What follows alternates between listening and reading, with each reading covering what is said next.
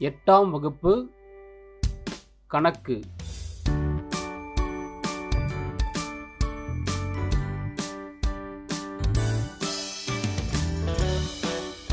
அலகு 2 அளவைகள். எனதருமை மாணவர்களே, சென்ற வகுப்பில் நாம் வட்டத்தின் பகுதிகள் பற்றி அறிந்து கொண்டோம். இன்றைய வகுப்பில் முதலில் நாம் வட்ட மைய கோணம் என்றால் என்ன என்பதை பற்றி தெரிந்து கொள்வோமா?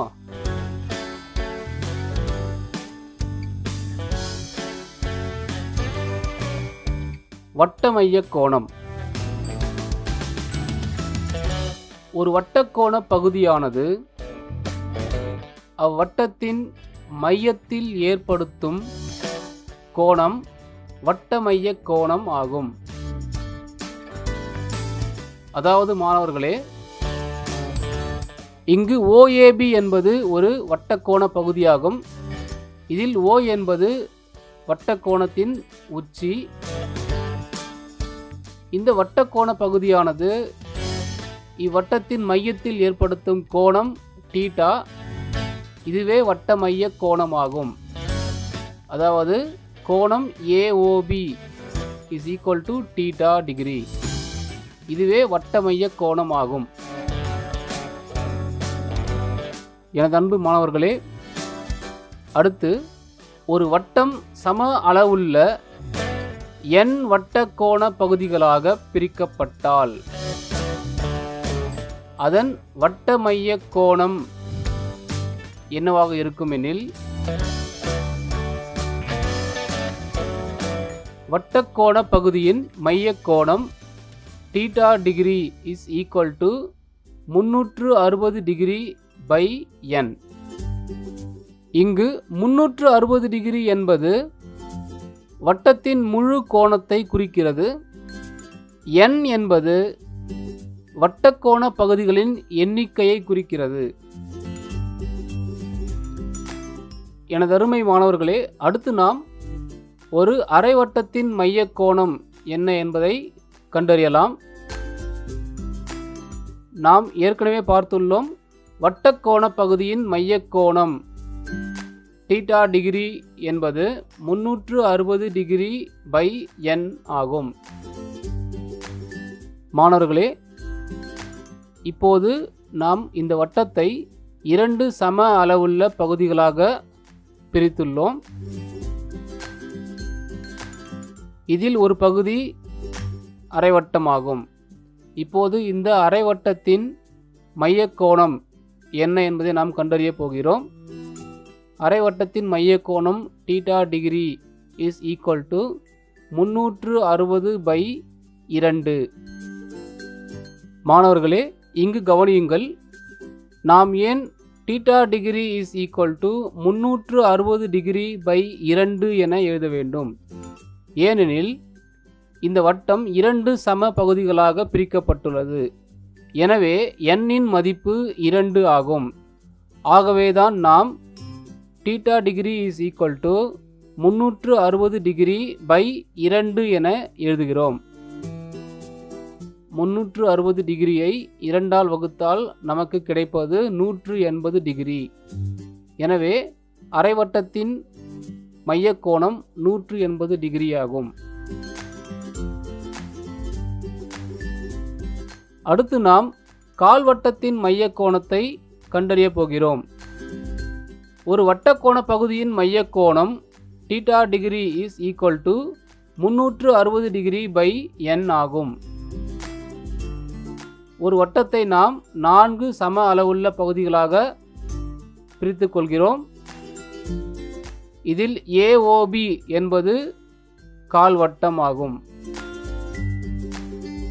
கால்வட்டத்தின் மைய கோணம் theta degree is equal to 360 degree by 4. இங்கு வட்டத்தை நாம் 4 சம அளவுள்ள பகுதிகளாக பிரித்துள்ளோம். எனவே n இன் மதிப்பு 4 ஆகும். இப்போது 360 டிகிரியை 4 ஆல் வகுத்தால் நமக்கு கிடைப்பது 90 டிகிரி ஆகும். எனவே கால்வட்டத்தின் மைய கோணம் theta degree is equal to 90 degree. அடுத்து நாம் வட்டக்கோண பகுதியின் வட்ட மைய கோணத்தை கண்டறிவதற்கான ஒரு சிறு பயிற்சியை செய்ய இருக்கிறோம். நிழலிடப்பட்ட வட்டக்கோண பகுதிகளின் மைய கோணங்களை காண்க. இங்கு ஒவ்வொரு வட்டமும் சம அளவுள்ள வட்டக்கோண பகுதிகளாக பிரிக்கப்பட்டுள்ளது. இதில் முதல் படத்தை பாருங்கள். இதில் வட்டமானது 3 சம பகுதிகளாக பிரிக்கப்பட்டுள்ளது. எனவே n இன் மதிப்பு 3 ஆகும். எனவே 360 டிகிரி பை 3 அதன் மதிப்பு 120 டிகிரி. இதேபோல் நாம் இரண்டாவது படத்தில் கொடுக்கப்பட்டுள்ள வட்டக்கோண பகுதியின் வட்ட மைய கோணத்தை கண்டறிவோமா? இரண்டாவது படத்தில் கொடுக்கப்பட்டுள்ள வட்டமானது 6 சம அளவுள்ள வட்டக்கோண பகுதிகளாக பிரிக்கப்பட்டுள்ளது. எனவே இதன் வட்ட மைய கோணம் θ degree is equal to 360 degree by 6. 360ஐ 6 ஆல் வகுத்தால் என்ன கிடைக்கும்? 60 டிகிரி. எனவே இதன் வட்ட மைய கோணம் θ degree is equal to 60 degree ஆகும். அடுத்து மூன்றாவது வட்டம் 8 சம அளவுள்ள வட்டக்கோண பகுதிகளாக பிரிக்கப்பட்டுள்ளது. எனவே θ degree is equal to 360 degree by 8. 360 டிகிரியை 8 ஆல் வகுத்தால் என்ன கிடைக்கும்? 45 டிகிரி. எனவே இதன் வட்ட மைய கோணம் 45 டிகிரி ஆகும். அடுத்து நான்காவது படத்தில் உள்ள வட்டமானது 12 சம அளவுள்ள வட்டக்கோண பகுதிகளாக பிரிக்கப்பட்டுள்ளது. எனவே இதன் வட்ட மைய கோணம் θ degree is equal to 360 degree by 12. 360 டிகிரியை 12 ஆல் வகுத்தால் என்ன கிடைக்கும்? 30 டிகிரி. எனவே இதன் வட்ட மைய கோணம் θ degree is equal to 30 degree ஆகும். எனது அருமை மாணவர்களே, அடுத்து நாம் பார்க்க இருப்பது வட்ட வில்லின் நீளம்.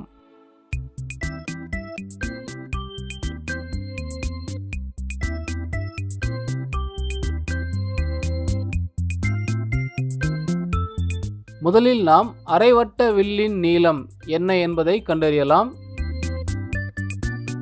இது ஒரு வட்டம். வட்டத்தின் சுற்றளவு என்ன என்பது உங்களுக்கு தெரியும்தானே? ஆம், 2πr.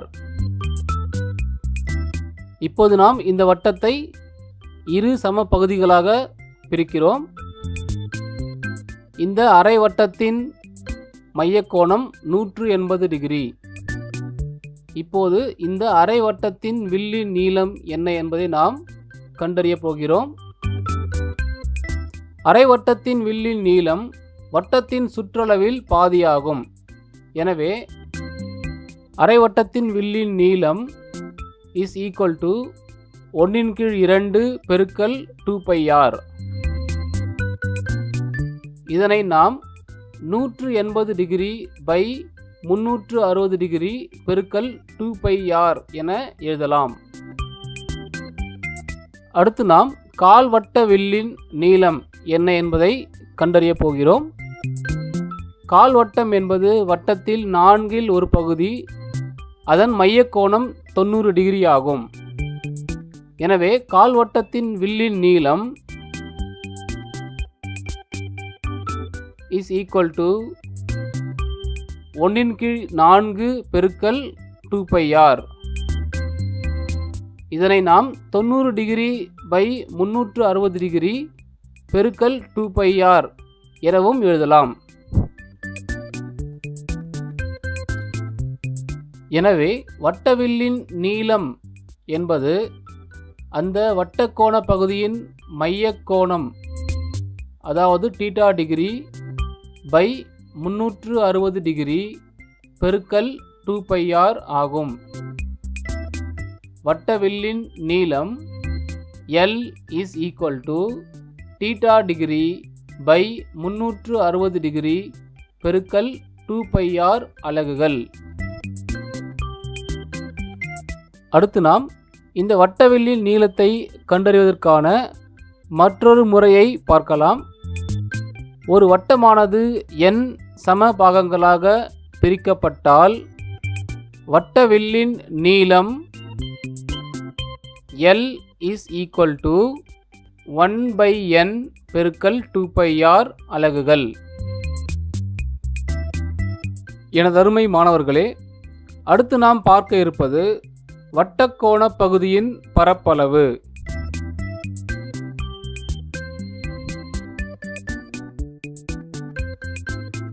ஒரு வட்டக்கோண பகுதியின் பரப்பளவை எவ்வாறு கண்டறிவது என்பதை நாம் இப்போது பார்க்க போகிறோம். முதலில் நாம் வட்டத்தின் பரப்பளவு இஸ் ஈக்குவல் டு πr² என்பதை ஏற்கனவே அறிந்திருக்கிறோம்.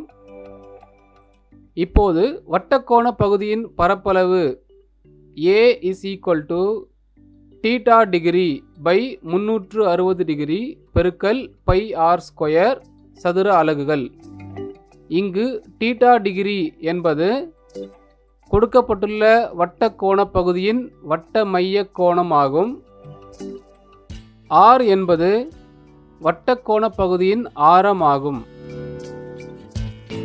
அடுத்து வட்டக்கோண பகுதியின் பரப்பளவை கண்டறிவதற்கான மற்றொரு முறையை பார்க்கலாம்.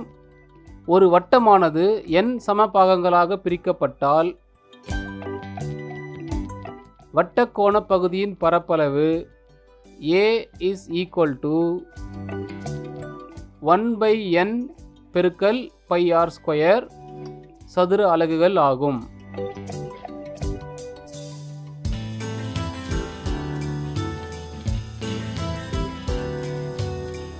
மாணவர்களே, ஒரு வட்டக்கோண பகுதியின் வில்லின் நீளம் L மற்றும் வட்டத்தின் ஆரம் R கொடுக்கப்பட்டால் அப்போது வட்டக்கோண பகுதியின் பரப்பளவை காண்பதற்கான சூத்திரம் என்னவெனில், வட்டக்கோண பகுதியின் பரப்பளவு A is equal to L பெருக்கல் R பை 2 சதுர அலகுகள். எனதருமை மாணவர்களே, அடுத்து நாம் வட்டக்கோண பகுதியின் சுற்றளவை எவ்வாறு கண்டறிவது என்பதை பார்க்கலாம்.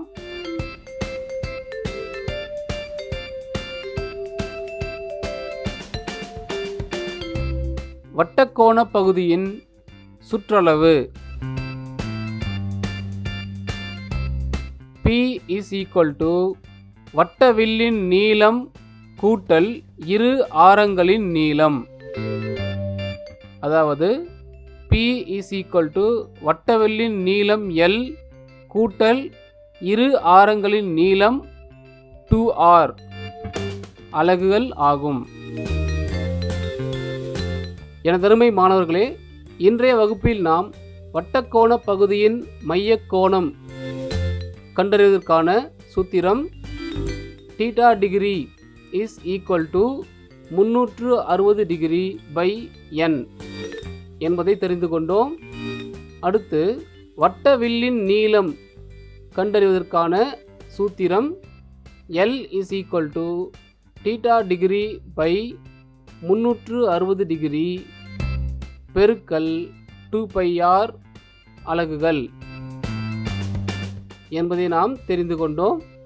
அதற்கடுத்து வட்டக்கோண பகுதியின் பரப்பளவு A is equal to θ degree by 360 degree பெருக்கல் πr² சதுர அலகுகள்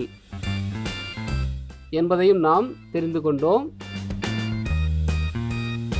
கடைசியாக வட்டக்கோண பகுதியின் சுற்றளவு P is equal to L + 2r அலகுகள் ஆகியவற்றை நாம் இந்த வகுப்பில் தெரிந்து கொண்டோம். மீண்டும் அடுத்த வகுப்பில் பார்க்கலாம். நன்றி, வணக்கம்.